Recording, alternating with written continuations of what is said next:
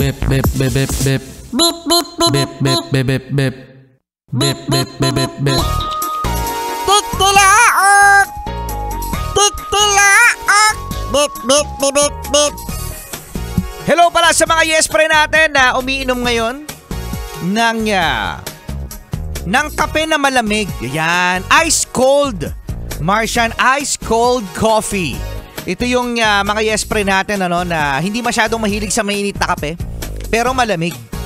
Tignan mo yung kape ni yung iniinom ni ate tsaka ni kuya. Oh, ano yung iniinom niya? Bumubula. Kape yan? Hindi. Bumubula eh. Ano ibig sabihin kapag bumubula? Kulay black. Soft drinks! Ang aga-aga. Nag-soft drinks ka.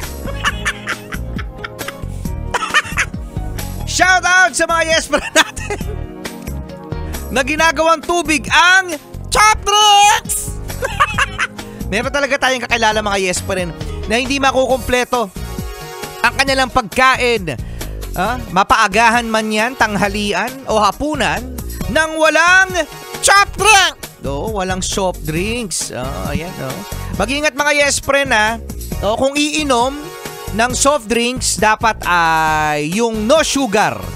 Yan. Pero sinasabi rin naman nila na hindi naman daw masama ang no sugar, pero meron din nagsasabi na masama. So, bala kayo. Bala na lang kayo dyan. Ayun na yung na-advise, bala kayo dyan. Kung iinom kayo ng soft drinks, mapa low calorie yan o low sugar, yung original o kaya naman yung yung wala talagang sugar, bala kayo. Hoy, happy listening sa mga yes pa rin natin kay Justin Davidas. Ayan, nag-PM sa DJ Rico Pañero Facebook page. Maraming salamat din. At dito kay Ronel Sacro Menil. Ayan, maraming salamat. Nakikinig po ako sa TV namin. Nakikinig sa TV? Wow, ayan from Nai, Cavite. Ronel, maraming salamat ha. Ang dami na kasi ngayong marami na ngayong pwedeng mapakinggan ang Yes FM sa inyong radyo, sa website yesfm.com.ph, sa app libre din. Tapos sa Facebook din. Ayan, nagpe-Facebook live tayo.